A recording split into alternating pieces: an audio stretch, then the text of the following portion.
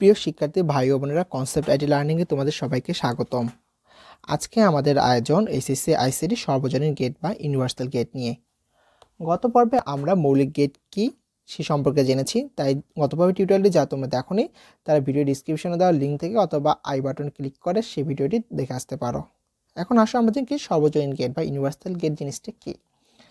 Universal gate হচ্ছে যে সকল গেট দ্বারা সকল প্রকার গেট বাস্তবায়ন বা তাদের মতো কাজ করা যায়, সেই সকল গেটকে কি বলবো আমরা সর্বজনীন গেট বলবো। অর্থাৎ আমরা সাধারণত কি জানি, সাধারণত জানি মৌলিক গেটগুলোকে কি, মৌলিক গেট তিনটি হচ্ছে কি, অ্যান্ড, অর এবং নট। মৌলিক গেট কয়টি? তিনটি, অ্যান্ড, অর এবং নট। সাধারণত মৌলিক গেট দ্বারা সকল গেট এবং যে কোনো লজিক সার্কিট কি করা যায়, গেট বা তৈরি করা যায়। অর্থাৎ কোনো মৌলিক গেট কি করে, অর্থাৎ কোনো গেট মৌলিক গেটগুলোর মতো কাজ করলে তার দ্বারাও যে কোনো গেট বা লজিক সার্কিট তৈরি করা সম্ভব। আমি আবার বলছি, কোনো গেট মৌলিক গেটগুলোর মতো যদি কাজ করে তার দ্বারাও যে কোনো গেট বা লজিক সার্কিট তৈরি করা সম্ভব। সো আমরা কি বলতে পারি এখান থেকে, যে গেট দ্বারা মৌলিক গেটগুলোর, যে গেট দ্বারা মৌলিক গেটগুলো অ্যান্ড অর নট বাস্তবায়ন করা যায় তাকে সর্বজনীন গেট বলা হয়। পরীক্ষা যদি আসে সর্বজনীন গেট কাকে বলে, তাহলে আমরা লিখব যে গেট দ্বারা মৌলিক গেটগুলো অ্যান্ড অর নট বাস্তবায়ন করা যায় তাকে আমরা সর্বজনীন গেট বলবো। এখন সর্বজনীন গেটকে আবার কয় ভাগে ভাগ করা যায়? সর্বজনীন গেটকে আমরা জানি দুই ভাগে ভাগ করা যায়, একটা হচ্ছে ন্যান্ড গেট আর একটা হচ্ছে নর গেট। সো আসো আমরা ন্যান্ড গেট নিয়ে আলোচনা করি।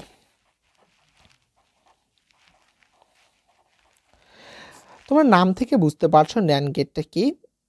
ন্যান্ড গেট মূলত কি হচ্ছে, একটি অ্যান্ড গেট এবং একটি নট গেটের সমন্বিত, একটি অ্যান্ড গেট এবং একটি নট গেটের সংযুক্ত রূপকে বা যোগ করলে আমরা কি পাবো? ন্যান্ড পাবো, ন্যান্ড গেট পাবো। তাহলে কি হচ্ছে, আমি বলতে পারি অ্যান্ড গেট হতে নির্গত আউটপুট সংকেতকে নট গেটের মধ্যে দিয়ে প্রবাহিত করলে ন্যান্ড গেট তৈরি হয়ে যায়। অর্থাৎ আমরা কি জানি, আসলে সার্কিট বা সার্কিটের মাধ্যমে দেখি আমরা অ্যান্ড গেট কীভাবে আর্ট করতাম। অ্যান্ড গেট আমরা এইভাবে, গতভাবে আমরা অ্যান্ড গেটের সাংকেতিক চিহ্ন দেখেছি। এটি হচ্ছে and gate, A B input দিলাম, তাহলে আউটপুট হচ্ছে এ ডট বি পাইলাম। এর সাথে দেখো অ্যান্ডের সাথে কী করছে, নট যোগ করেছে। নট যোগ করলে আমরা কি জানি, নটের কাজ কী জানি, আমরা নটের কাজ হচ্ছে ইনভার্ট। এটি হচ্ছে তোমাদের ন্যান্ড গেট। অর্থাৎ এ বি কে অ্যান্ডকে আমরা নট করলে যেটা আউটপুট পাবো সেটাই হচ্ছে ন্যান্ড।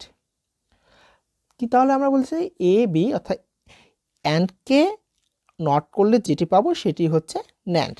এই সার্কিটটিকে আমরা জটিল, অর্থাৎ দুটি মৌলিক সার্কিট লাগছে, সেই জন্য আমরা ন্যান্ড গেটে আমরা এই সার্কিটটি আর্ট করতে পারি। প্রথমে অ্যান্ড গেটের মতো এভাবে করে দিলে এবং এর মাথায় কী করবে, একটা গোল চিহ্ন দিয়ে দিবে। গোল চিহ্ন দিয়ে আউটপুট বের করে দিলে এবং দুটি ইনপুট দিলে এ এবং বি, তাহলে এ ইন্টু বি ন্যান্ড। আমরা এই সার্কিটটির মাধ্যমে ডাইরেক্টভাবে আমরা কি ন্যান্ড গেট প্রকাশ করতে পারি।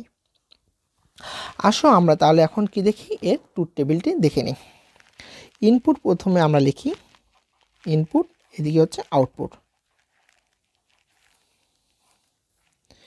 ইনপুটের কি কি মান থাকে? ইনপুটের মান থাকে দুটি, এ এবং বি,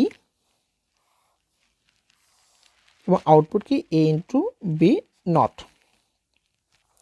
যেহেতু দুটি ইনপুট, সো এখানে কম্বিনেশন হবে চারটি,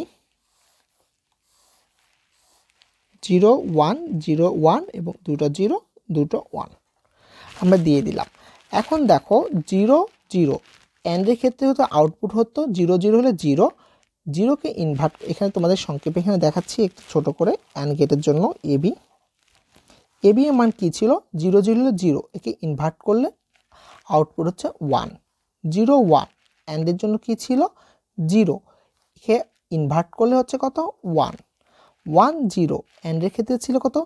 0, আউটপুট হচ্ছে তাহলে ন্যান্ডের ক্ষেত্রে হবে 1 এবং 1 1। অ্যান্ডের ক্ষেত্রে আউটপুট হচ্ছে 1 এবং ন্যান্ডের ক্ষেত্রে 0।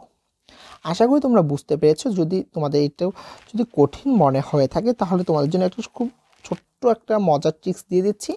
ন্যান্ডের ক্ষেত্রে তোমার ট্রুথ টেবিল করবে কীভাবে। ন্যান্ডের ক্ষেত্রে এ এবং বি, দেখো এ বি যতগুলো ইনপুট দিবে, দুইয়ের অধিক যদি ইনপুট দাও, সবগুলো ইনপুটের মান যদি 1 হয় সেক্ষেত্রে শুধু আউটপুট হবে কি 0, বাদ বাকি সকল ক্ষেত্রে আউটপুট দেখো 1।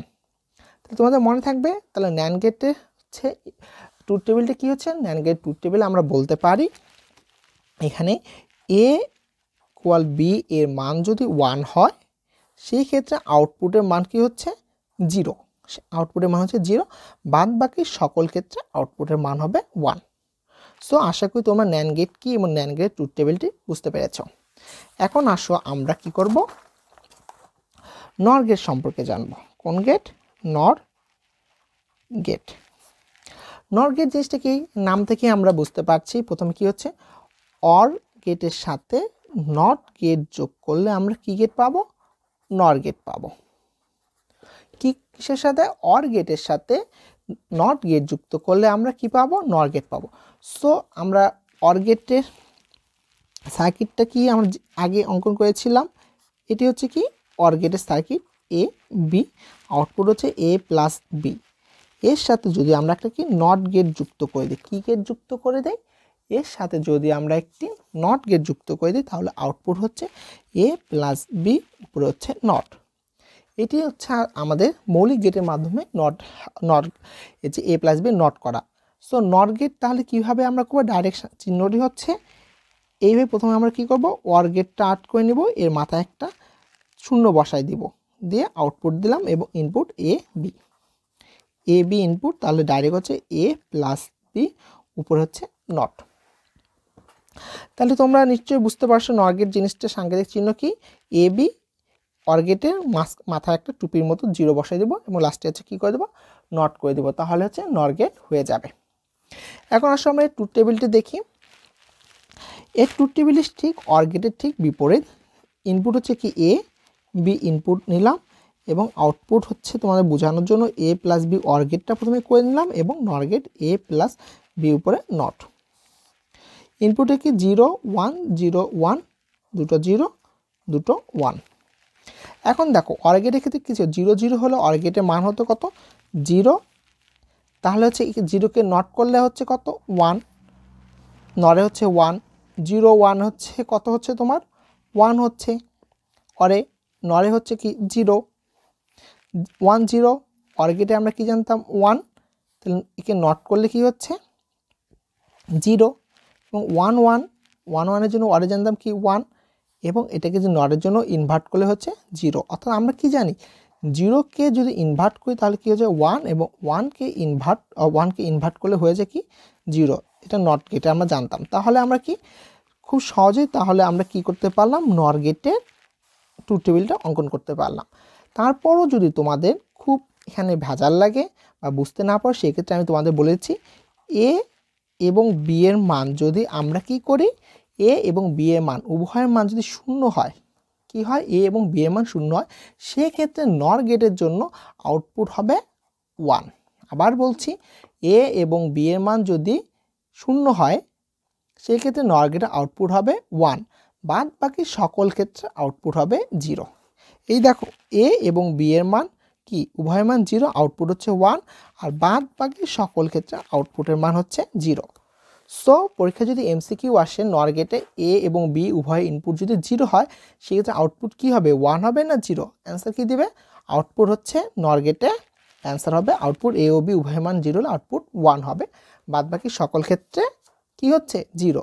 আর যদি আবার পরীক্ষা দিয়ে দেয় এ এবং বি উভয় ইনপুটের মান যদি 1 হয় তাহলে NAND গেটের ক্ষেত্রে আউটপুট কি হবে, আমি আবার বলছি NAND গেটের ক্ষেত্রে আউটপুটের মান হয়ে যাচ্ছে তখন কি হচ্ছে 0।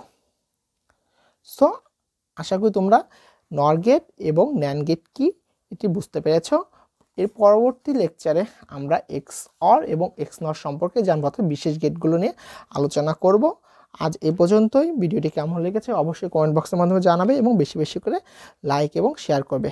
আর যারা এখন পর্যন্ত চ্যানেল সাবস্ক্রাইব করেনি তার চ্যানেলটি সাবস্ক্রাইব করে পাশে বেল আইকনটি বাজিয়ে রাখবে। এই বলে আজকে আমাদের শেষ করছি। ধন্যবাদ সবাইকে। আসসালামু আলাইকুম।